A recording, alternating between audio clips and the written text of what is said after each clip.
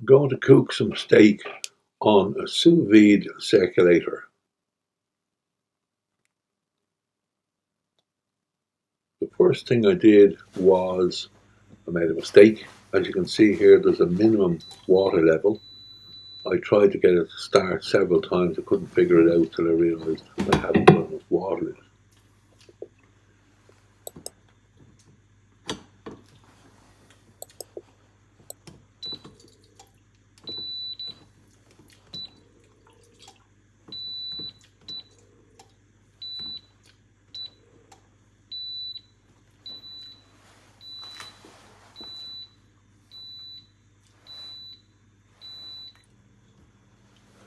After I'd sorted out the water situation in the circulator pot, the next move was to vacuum pack a nice ribeye. You can do this in a Ziploc bag. It's a little bit more difficult. You need to immerse the bag in water with the top slightly open, and when it gets to the top and you squeeze all the air out, stop.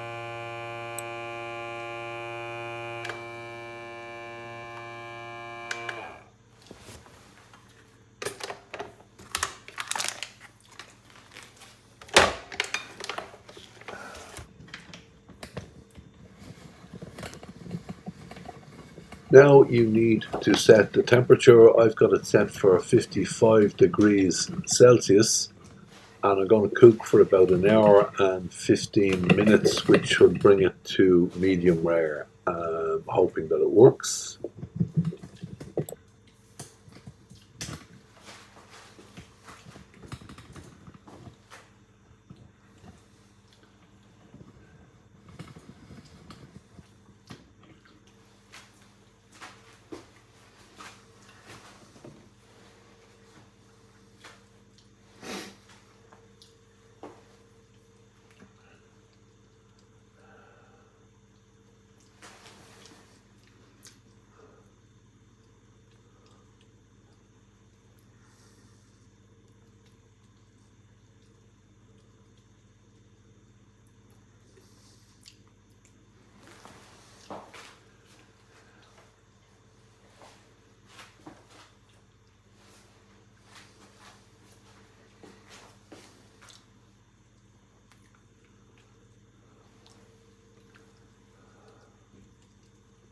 The temperature is almost ready. I've set it for 55. It's now at 52.5.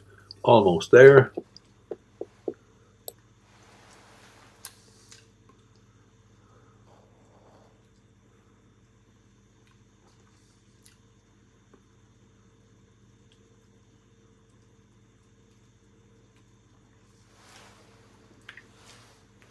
When the green light comes on, it means your temperature is perfect. It's 55 degrees Celsius, and it will hold it for as long as you want. I'm going to do an hour and 15 minutes and hopefully get the steak the way I want it to be.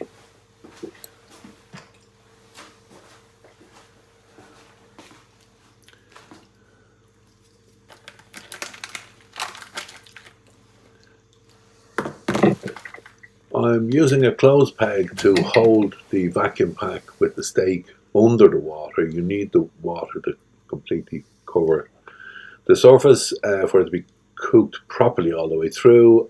Sometimes it floats up or down, so a little clothes peg or something to hold it together will work very nicely.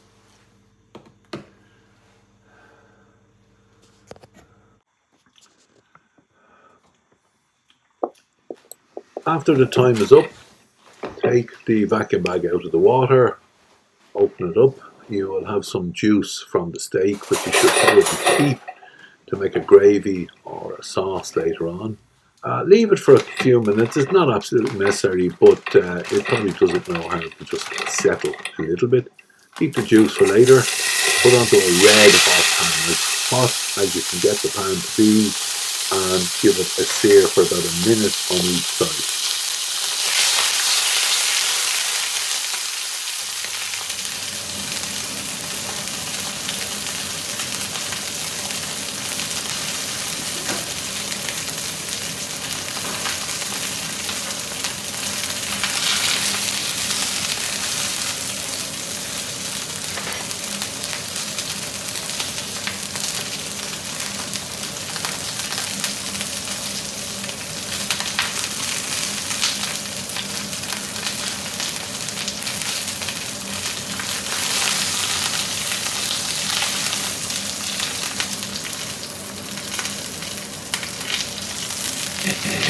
Okay, just remember that the meat is properly cooked at this stage. It's quite edible. It doesn't look fantastic, but you're going to give it a sear on both sides to get a char, that Maillard reaction, where you get this brown char on the outside, which gives it that extra edge. That's what you're trying for here.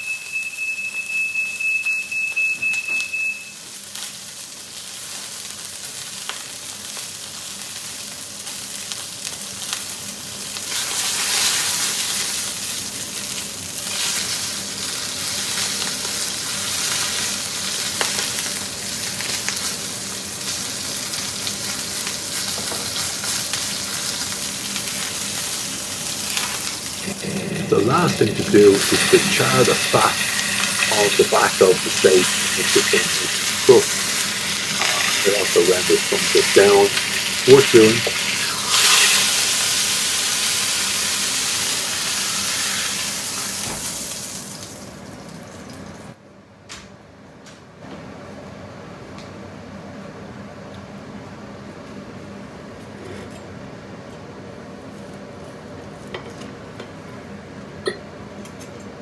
Now, take a look at that. That is perfect. Absolutely perfect medium rare. That's the best looking steak I have cooked in over 40 years.